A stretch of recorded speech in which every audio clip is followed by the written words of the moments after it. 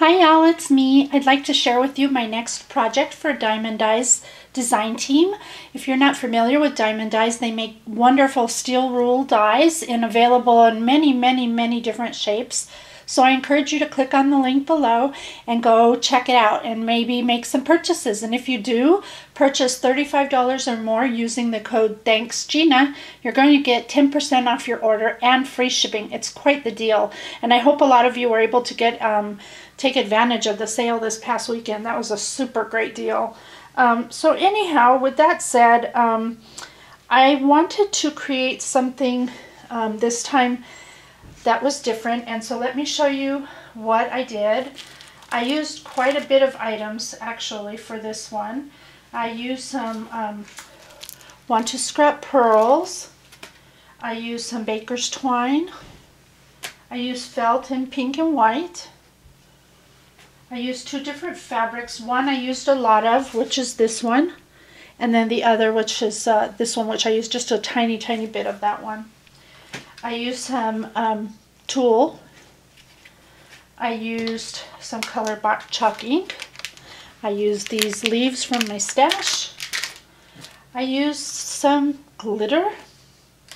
And I used some seam binding, which I don't have a sample to show you, and I used a little bit of bling.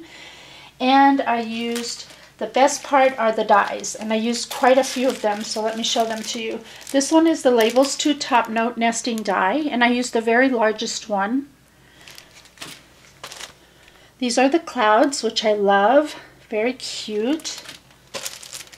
I love this one. These are the bow dies, and they're so beautiful when you make them. Had a great time playing with that. I used the button die right there. Used the monarch butterfly. And last I used the realistic rose die, which I love. I love this die. So let me show you what I've created.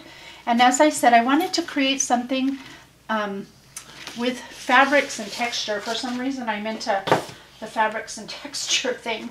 So I came up with this baby banner, and I think it came out super sweet, super cute. So let me let you see the whole thing first, and then I'll move in close so you can get a better view of what was actually done on it. There's the whole thing. Forgive the movement on the camera. I'll try to be slow so as not to make you guys crazy. Okay, so as you can see, I cut the shape of the banner pieces out with the die, and I made sure that I cut it out chipboard because I wanted to have some sturdiness to it. And then knowing I was going to be covering it in fabric, I knew my fabric had white in it, so if I laid it on top of the bare chipboard, it would have shown not so bright white. So what I did was I covered the chipboard with cardstock, white cardstock first, and then I used Mod Podge and stuck my fabric down. After I did that, I went and added some texture. I don't know if you can kind of see it down there, a little bit up here. I think there's some up here. I added that with spackle paste that you get at your home improvement center. I just thought it needed some more texture. Like I said, I was really into the texture factor. Oops, sorry. So then I added a doily from my stash, and I cut out these letters in felt. And actually, when I want to have letters, let me see if I can find one here, I print them out on my computer, the size that I want. I lay it on top of the felt, and then I cut it out.